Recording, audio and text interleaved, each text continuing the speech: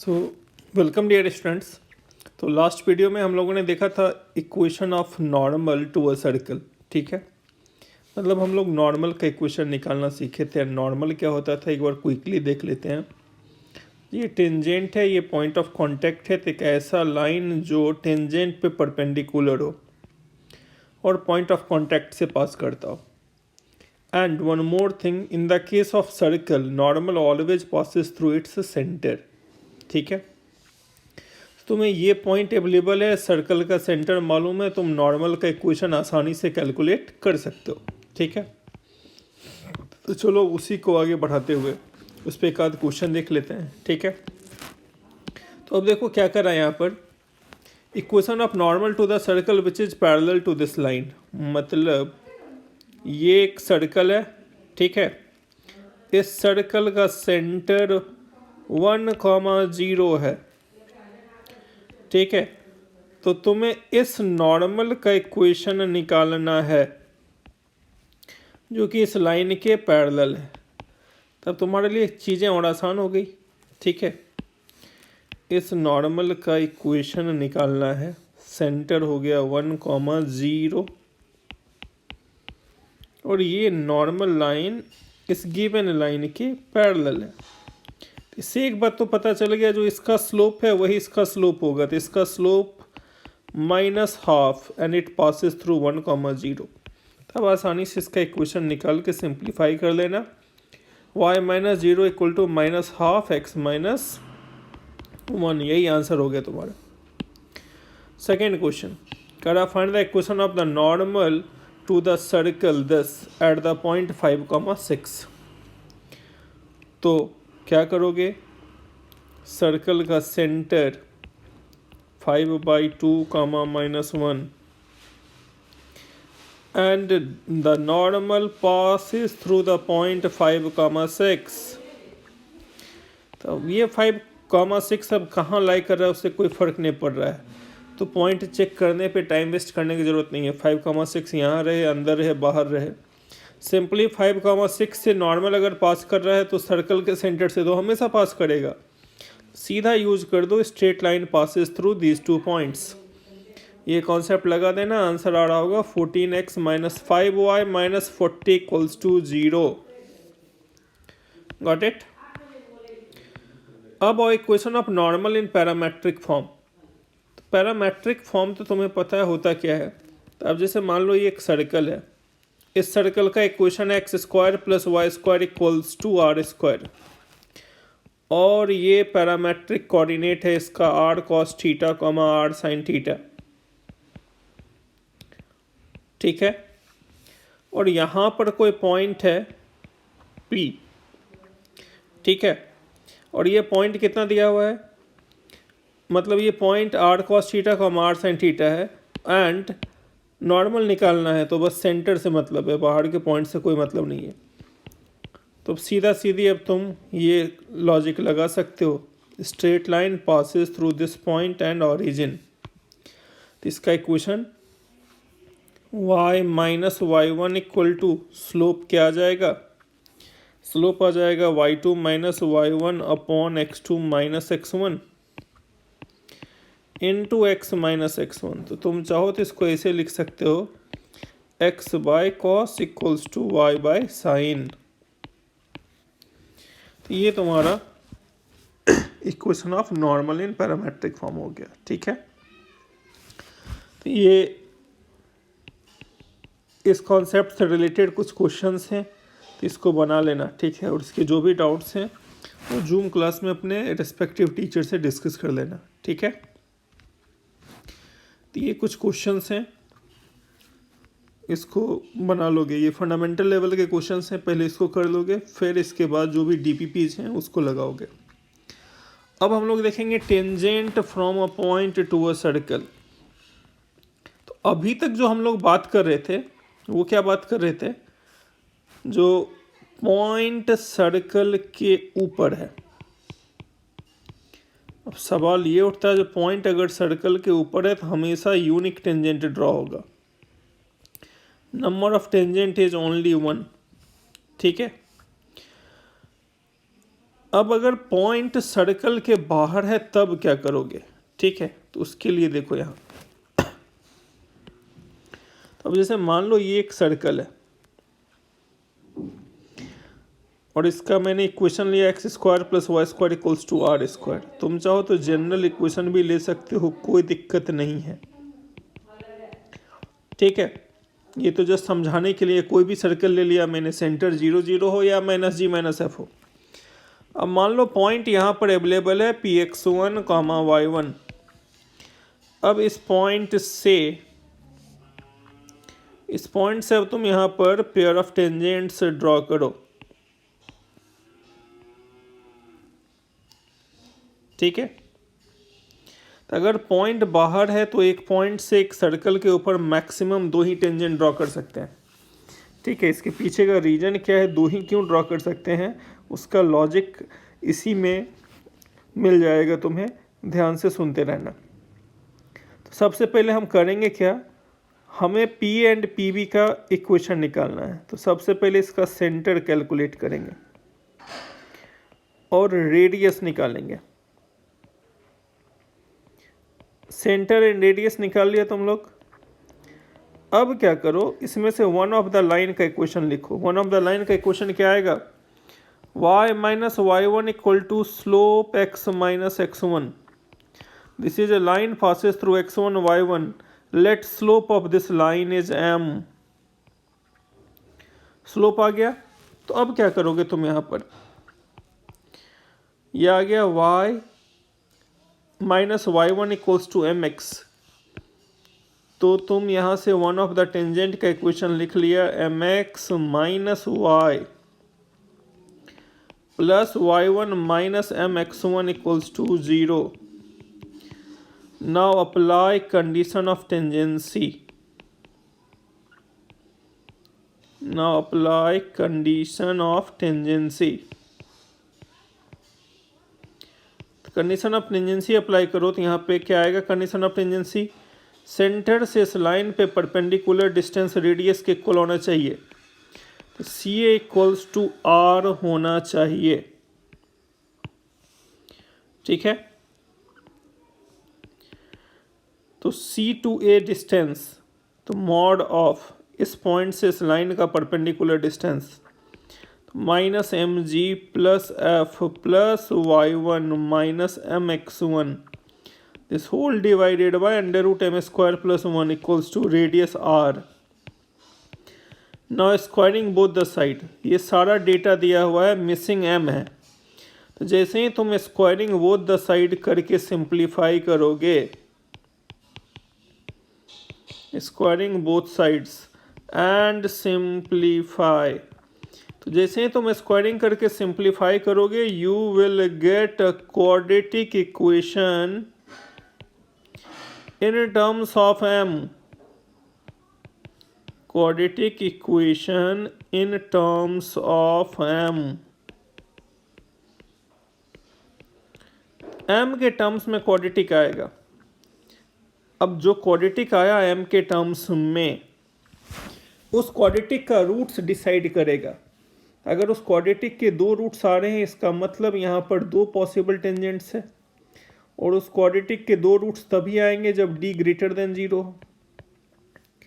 d equals to 0 आया तो दोनों स्लोप इक्वल आ जाएगा। इसका मतलब d इक्वल्स टू 0 इस क्वाड्रेटिक का एक ही सिचुएशन में आएगा जब पॉइंट सर्कल के ऊपर हो, और d लेस देन 0 आया, इसका मतलब पॉइंट सर्कल के अंदर है, यानी यहाँ से टेंजेंट तुम ड्रॉ नहीं कर सकते हो, ठीक है।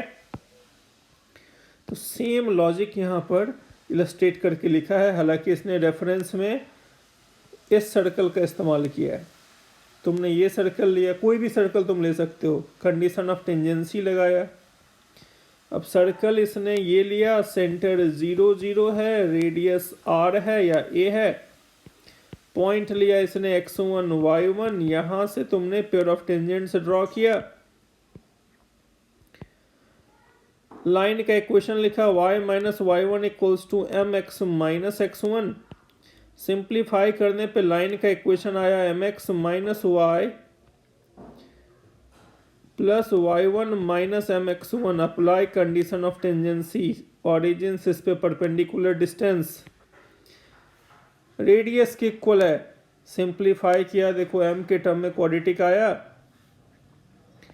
अब इसका नेचर डिसाइड करेगा, ठीक है। अगर इस क्वाड्रेटिक का d ग्रेटर देन 0 है तो m के दो वैल्यू मिलेंगे और ये दोनों वैल्यू एक एक करके यहाँ रख देना, जो तुम्हें PA एंड PB का सेपरेट इक्वेशन देगा। d इक्वल्स टू 0 तो m1 इक्वल्स टू m2, इसका मतलब यूनिक टेंजेंट आएगा।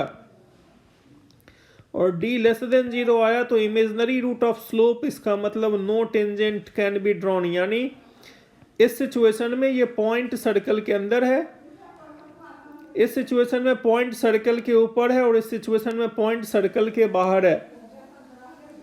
Got it? ये काफी इंपॉर्टेंट कॉन्सेप्ट है, इसको ध्यान से समझोगे, ठीक है। अब बहुत बार तुम्हें ये ऐसा भी पूछ सकता है, भैया तुमने यहाँ टेंजेंट, यहाँ से पेयर ऑफ टेंजेंट खींच डाला, अब P एंड PB के बीच का एंगल बताओ। तो सेम लॉजिक से तुम m के टर्म में क्वाड्रेटिक निकाल लिया, तो अब यहाँ से सीधे tan थीटा यूज करना। tan थीटा क्या होता है? m1 minus m2 bye 1 plus m1 into m2। तो अब तुम्हें क्लिक कर गया होगा, जो मैं यहाँ बात कर रहा हूँ, इस क्वाड्रेटिक का डिफरेंस ऑफ रूट्स निकाल लेना एंड इस क्वाड्रेटिक का प्रोडक्ट ऑफ रूट्स निकाल लेना और ये निकाल के यहाँ पे रख देना, सीधे tan थीटा मिल जाएगा। Got it? तो अब वो इससे रिलेटेड कुछ क्वेश्चंस देखो, ओके।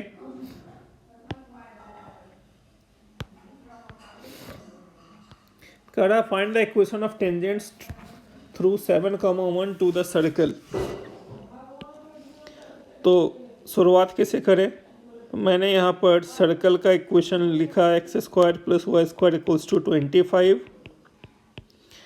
पॉइंट मैंने यहाँ लिया 7,1। पहले चेक कर लो सर्कल के अंदर है कि बाहर है। ऑब्वियसली बाहर दिख रहा है, S1 ग्रेटर देन 0 आ रहा है। यहाँ से हमने पेयर ऑफ टेंजेंट्स ड्रॉ किया। अब मुझे ये एंगल निकालना है थीटा। तो सेंटर हो गया 0 0, रेडियस हो गया 5। इस लाइन का equation y minus y1 equal to slope x minus x1 means mx minus y plus 1 minus 7m equals to 0। Now apply condition of tangency. Apply condition of tangency. What is condition of tangency? Perpendicular distance from centre to this line equals to radius. तो x की जगह 0, y की जगह 0। Now squaring both the sides. जैसे ही दोनों तरफ squaring करोगे, what you will gate? You will get a quadratic in terms of m। m के टर्म में देखो क्वाड्रेटिक आया। अगर पॉइंट सर्कल के बाहर है, इस बात की गारंटी है, जिसके रूट्स रियल एंड डिस्टिंक्ट होंगे। इसको फैक्टराइज कर लो। m1 का वैल्यू -3/4, m2 का वैल्यू 4/3 आया। ये m1 m2 यहाँ रख दो, तो तुम्हारे पास एक इक्वेशन ऐसा कुछ आ रहा होगा PA का, एंड दूसरा इक्वेशन ऐसा आ रहा होगा। This is the separate equation of pair of tangents. ठीक है। अब इसी में तुम्हें इसके बीच का एंगल पूछा थीटा। तो m1 m2 निकाल पाया तो ठीक है, नहीं निकाल पाया तो सीधे डिफरेंस ऑफ रूट्स लेके इस क्वाड्रेटिक का divided by 1 plus product of roots. Okay. अब अगला क्वेश्चन इसी के जैसा है एग्जैक्टली, ठीक है। तो अब इसको वीडियो पॉज करो और इस सेकेंड क्वेश्चन को अटेम्प्ट करो, ट्राई करो।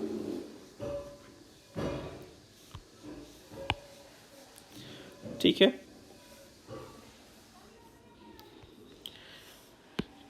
तो अब हमारे पास सर्कल का इक्वेशन ये है, सर्कल का सेंटर 1 2 है, रेडियस 5 है, पॉइंट यहाँ पर दिया हुआ है 8,1। तो तुमने यहाँ से पेयर ऑफ टेंजेंट्स ड्रॉ कर लिया, P A and P B. Pair of tangents यहाँ से ड्रॉ कर लिया तुमने। अब अगेन वही पुरानी कहानी, y minus y1 x minus x1 apply condition of tangency and इसके आगे डू योर सेल्फ। तो क्वाड्रेटिक कुछ ऐसा आई थिंक बन रहा होगा। सिंप्लीफाई होने के बाद m का वैल्यू -4/3 एंड 3/4 आ रहा होगा। इस m की वैल्यू को यहाँ रख दो, आ रहा होगा 4x + 3y - 35 = 0, 3x - 4y - 20 = 0। ठीक है, okay. Next, find the angle eight which this can be seen, यानी 8,0 देख लो सर्कल के बाहर है, तो वहाँ से तुमसे पूछा गया है जो बताओ कितना एंगल बनेगा। तो ये सर्कल है, 8,0 यहाँ कहीं है,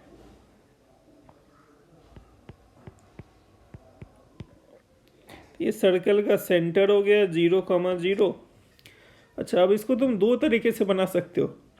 एक तो जो अभी तरीका मैंने बताया था, जो y - y1 = mx - x1 condition of tangency, m का दो वैल्यू tan थीटा लगा देना।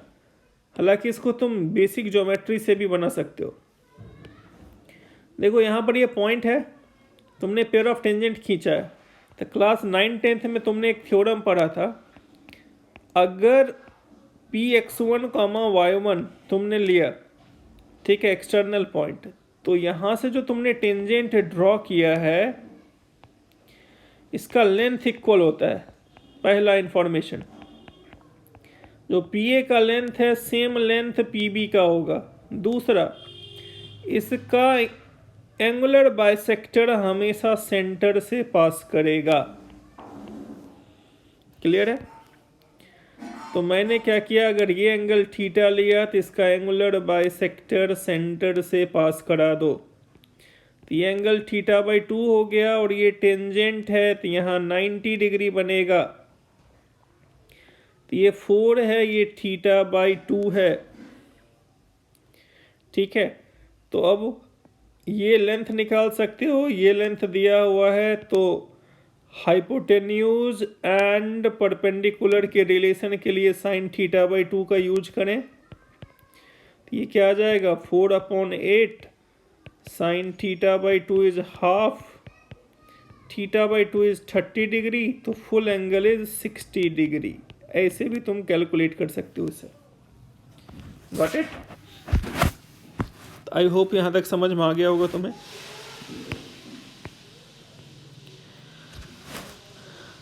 अब वीडियो पॉज करो और इस क्वेश्चन को अटेम्प्ट करो। थर्ड वन क्या कर रहा है, the circle x² + y² - 4x - 8y + 16 rolls up the tangent to it. यानी इसमें मैं थोड़ा हिंट दे रहा हूं, बाकी काम तुम्हें करना है।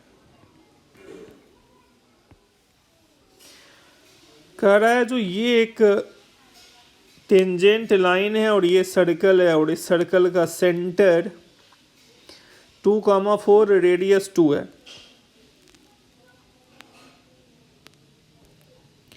इस सर्कल का सेंटर 2,4 रेडियस 2 और इसका पॉइंट ऑफ कांटेक्ट दिया हुआ है 2 + √3,3। कह रहा है अब ये सर्कल इसके ऊपर अपवर्ड डायरेक्शन में रोल कर रहा है, ऐसे करके घूम रहा है। ठीक है, तो रोल करने के बाद सर्कल यहां पे पहुंचा, सर्कल जहां भी पहुंचेगा रेडियस पे तो कोई फर्क नहीं पड़ेगा, तो रेडियस लेंथ तो वही रहेगा। चेंज क्या हो गया इसका, सेंटर का कोऑर्डिनेट। तो अब अगर C1 C2 को ज्वाइन कर दो तो C1 C2 पक्का ये टेंजेंट लाइन के पैरेलल ही होगा। तो C1 C2 को एक्सटेंड करो तो जो एंगल इसने यहां बनाया सेम एंगल ये यहां बनाएगा। और कह रहा है रोल्स अप बाय 2 यूनिट्स। तो अब तुम्हें तुरंत क्लिक कर जाना चाहिए। अगर थीटा मिल गया तो मैं डायरेक्ट C2 का कोऑर्डिनेट बोल सकता हूँ symmetric form of the line से। इस लाइन पर ये x1 है, y1 है, ये r यूनिट अपवर्ड है। C2 का कोऑर्डिनेट चाहिए। C2 का कोऑर्डिनेट क्या लिख दोगे directly? x1 plus r cos theta and y1 plus r sin theta. Theta कैसे कैलकुलेट करोगे? तो तुम्हारे पास सर्कल का इक्वेशन मालूम है, x square plus y square minus 4x minus 8y plus 16। और ये पॉइंट सर्कल के ऊपर है तो रिप्लेसमेंट मेथड से टेंजेंट का इक्वेशन निकाल लेंगे। एक्स स्क्वायर की जगह x(x1) रिप्लेस करके। तो टेंजेंट का इक्वेशन आया √3x minus y minus 2√3 equals to 0। अब तुम्हें इस टेंजेंट लाइन का इक्वेशन मिल गया है तो क्या मैं यहां से इसका स्लोप निकाल लूं? इसका स्लोप आएगा 60 डिग्री, मतलब एंगल ऑफ इंक्लिनेशन आया 60। तो अगर ये एंगल 60 डिग्री है तो ये भी 60 डिग्री है, तो गेम ओवर हो गया। C2 का कोऑर्डिनेट पता चल गया। थीटा 60 डिग्री रख के कैलकुलेट करो यहाँ। तो C2 का कोऑर्डिनेट आया 3 + 4√3। सेंटर का कोऑर्डिनेट आ गया, रेडियस आ गया, तो सर्कल का इक्वेशन इन न्यू पोजीशन आसानी से अब तुम कैलकुलेट कर सकते हो। ठीक है, अब अगला ये क्वेश्चन है, ये होमवर्क है, इसको बना लेना। ठीक है, उसके बाद और next concept, length of tangent from a point to a circle. ठीक है, तो ये एक सर्कल है,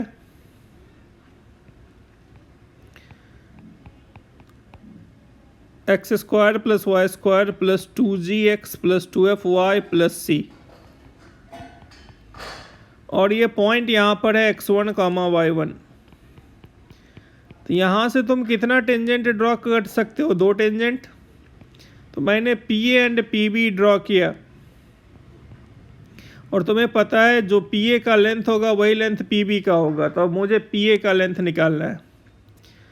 तो इसका सेंटर का कोऑर्डिनेट लिख लो -g - f, रेडियस निकाल लेना √g² plus f² minus c। ये 90 डिग्री है, यहाँ से इसको ज्वाइन कर दो क्योंकि इसका एंगुलर बाइसेक्टर हमेशा सेंटर से पास करेगा। तो ये 90 डिग्री है, ये R है और ये P है, ये हो गया θ/2। तो मैं पाइथागोरस थ्योरम लगाऊं? In triangle PCA use Pythagoras theorem. Pythagoras theorem लगाओगे तो CA² plus PA² equals to CP²।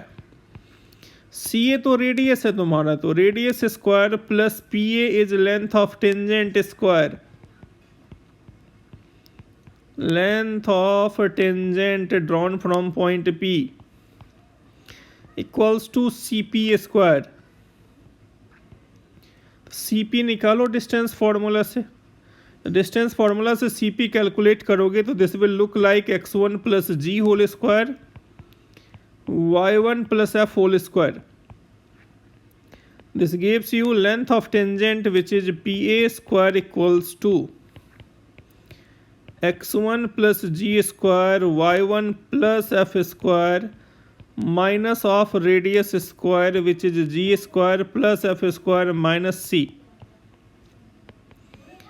So PA is under root, इसको सिंप्लीफाई करो तो x1² plus y1² plus 2gx1 plus 2f(y1) plus of c।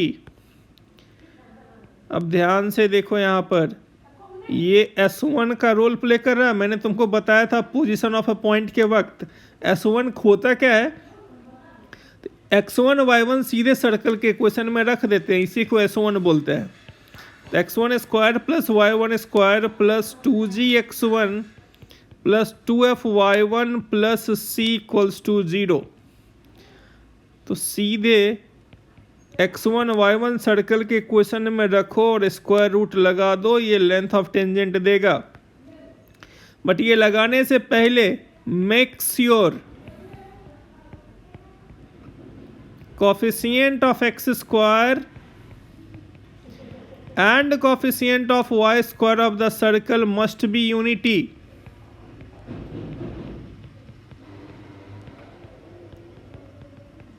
अगर ऐसा standard form में नहीं लाया तो फिर आंसर गलत हो जाएगा। ये बोलना गलत है, तो जिस फॉर्म में सर्कल है सीधे x1 y1 रख के रूट लगा दो, गलत हो जाएगा बच्चे। रीजन, हम फॉर्मूला डिराइव करने के लिए जिस सर्कल का इस्तेमाल कर रहे हैं उसमें मैंने एक्स स्क्वायर और वाई स्क्वायर का कोफिशिएंट 1 लिया है। तो यहाँ पर भी पहले तुम्हें 1 बनाना है, तब ये लॉजिक लगाओगे। तो यही इन्फॉर्मेशन थ्योरेटिकली यहाँ एक्सप्लेन्ड है। और जो मैंने बताया है, first right equation of circle in general form, ठीक है। अब जैसे ये क्वेश्चन, अब यहाँ एक्स स्क्वायर और वाई स्क्वायर का कोफिशिएंट 1 नहीं है। अगर कोई बच्चा सीधे 3 - 4 रख के स्क्वायर रूट लगा देगा तो गड़बड़ हो जाएगा। तुम्हारा काम रहेगा सबसे पहले एक्स स्क्वायर और वाई स्क्वायर के कोफिशिएंट को 1 बनाना। 1 बनाने के बाद सीधे length of tangent under root S1 कर देना।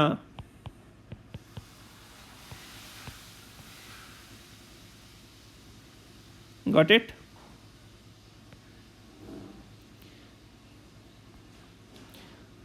तो आई होप यहां तक समझ में आ गया होगा। अब आओ सेकेंड क्वेश्चन, ठीक है। सेकेंड क्वेश्चन, अब वीडियो पॉज करो, ट्राई करो। क्या कर रहा है, f, g, ठीक है, f, g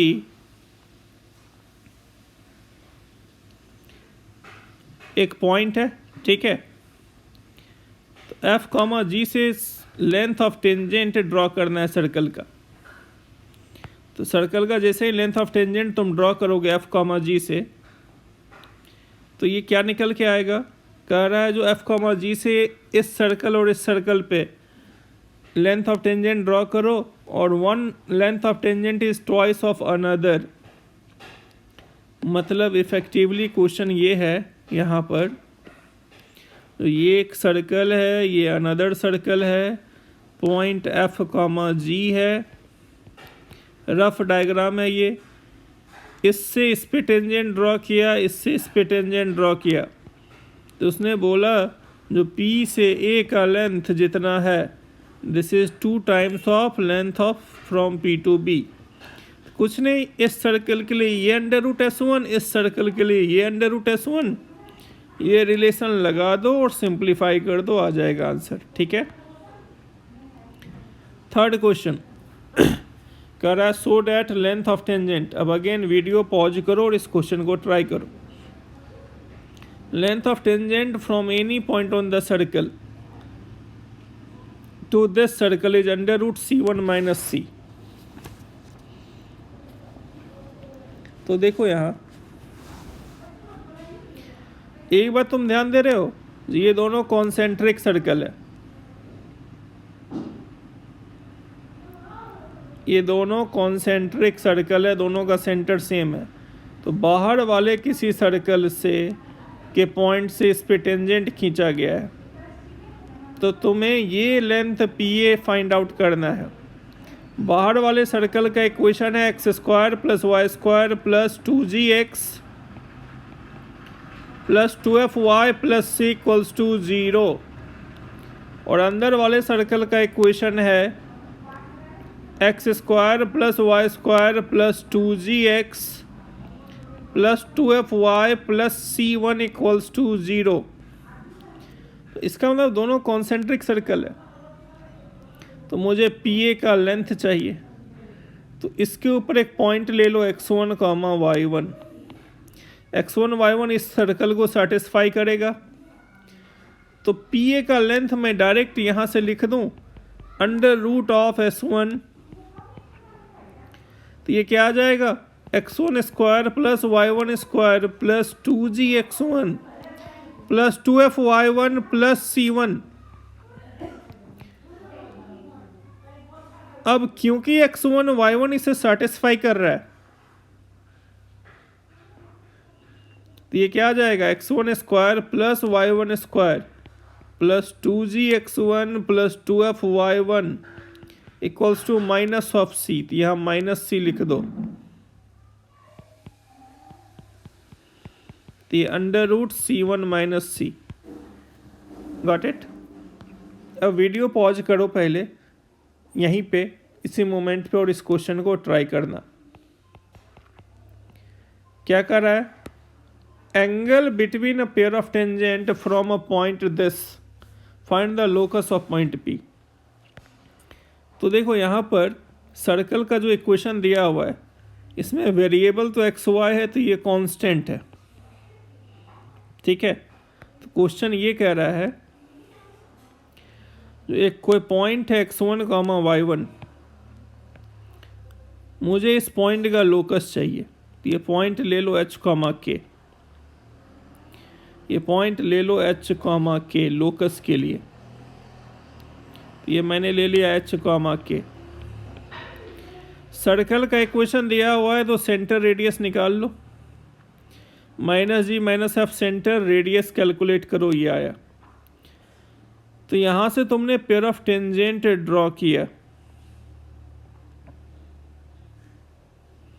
और इसके बीच का एंगल 2α है, तो एंगुलर बाइसेक्टर सेंटर से गुजरेगा, तो ये अल्फा और ये अल्फा हो जाएगा, ये 2α, और तुमने अभी अभी लेंथ ऑफ टेंजेंट निकालना सीखा है, या तुम CP निकाल सकते हो। तो यहाँ से अब मैं डायरेक्ट CP निकालता हूँ और यूज करता हूँ साइन ऑफ अल्फा।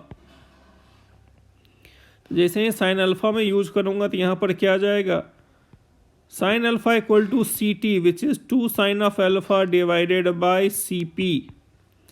तो CP इक्वल्स टू 2 आ गया, and CP is nothing but distance from HK and -2, 3, तो h plus 2 square k minus 3 square equals 2।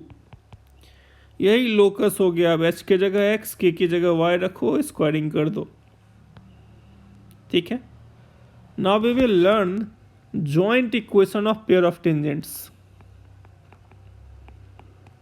Joint equation of pair of tangents, ठीक है। हालांकि इसका मेन काम ऑलरेडी हो चुका है, मैंने तुमको सेपरेट इक्वेशन निकालना सिखा रखा है।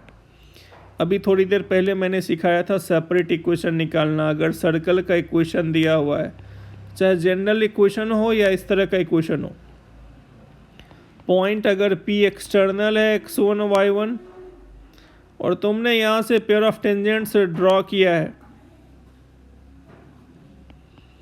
तो मैंने अभी बताया था PA PB का सेपरेट इक्वेशन निकालते कैसे हैं। इस तरह का लाइन का इक्वेशन लिखेंगे, कंडीशन ऑफ टेंजेंसी लगाएंगे, m के टर्म में क्वाड्रेटिक आएगा, m का 2 वैल्यू, दोनों वैल्यू यहाँ रख देंगे।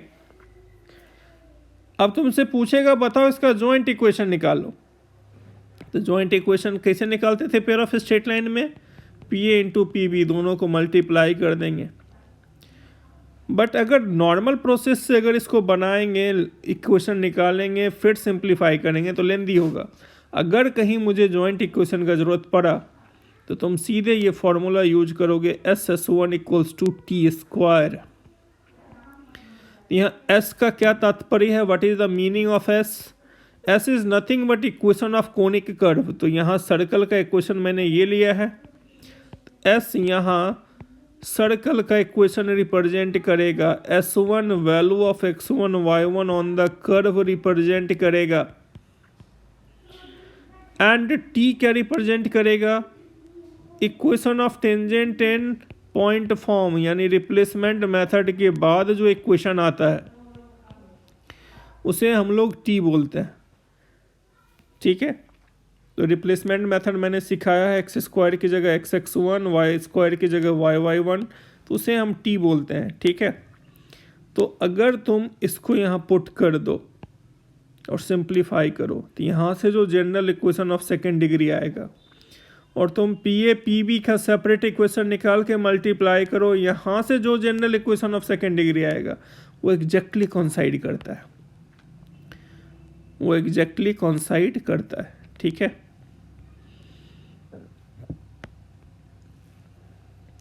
तो equation of pair of tangent को याद रखने का तरीका ये है। अब ये एस का मतलब ऐसा नहीं है कि हमेशा यही सेंट्रल फॉर्म ही लेना है, मतलब general equation of second degree भी पार्टिसिपेट कर सकता है यहाँ, ठीक है। तो ये सेंटर 0 0 हो या सेंटर माइनस जी माइनस एफ हो, माइनस जी माइनस एफ हो तब भी this is S, this is S one, this is T. तो बोलोगे इसका होल स्क्वायर कैसे करेंगे, तो इसको सिंप्लीफाई करोगे तो ये स्ट्रेट लाइन का इक्वेशन आ जाएगा A X plus B Y plus C, और पूरी तरह सिंप्लीफाई करोगे तो इसका pattern A X square plus 2h X Y plus B Y square plus 2gx plus 2fy plus C उस टाइप का आएगा, ठीक है। अगर मुझे सेपरेट इक्वेशन चाहिए या ऐसे भी मुझे P A and P B चाहिए, तो हमेशा जो पहला मेथड सिखाए हैं स्लोप वाला उसी को ऑप्ट करोगे, ये कॉम्प्लिकेटेड होता है। यहाँ पर लिखा भी है, student are advise that if they do not want to use the formula you can opt this method. जहाँ स्पेशली जॉइंट इक्वेशन का वहाँ इसको यूज करोगे, बाकी जहाँ स्लोप वगैरह का रूल है तो वहाँ तुम्हारे लिए बेहतर है इस मेथड को ऑप्ट करना, ठीक है।